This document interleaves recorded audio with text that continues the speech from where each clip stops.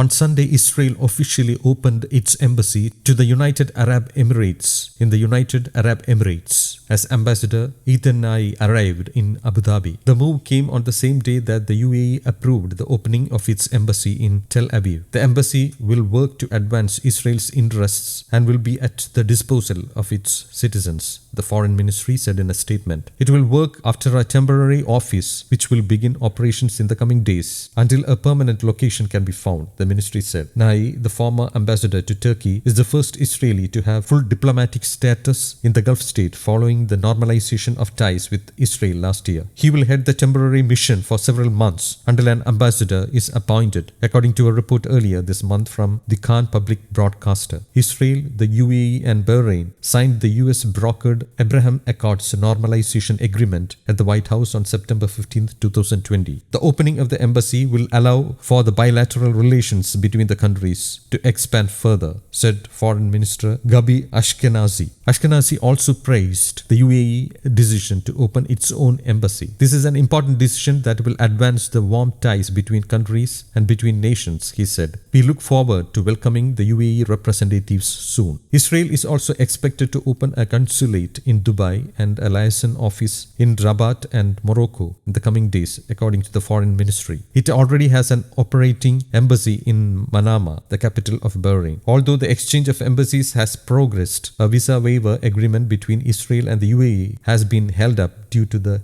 coronavirus pandemic. Last week, the UAE said it was pushing off implementing the agreement till July. The development came hours after Israel began requiring all of its citizens returning to the country from the UAE to quarantine for 2 weeks in government-run hotels due to high infection rates in the Gulf state.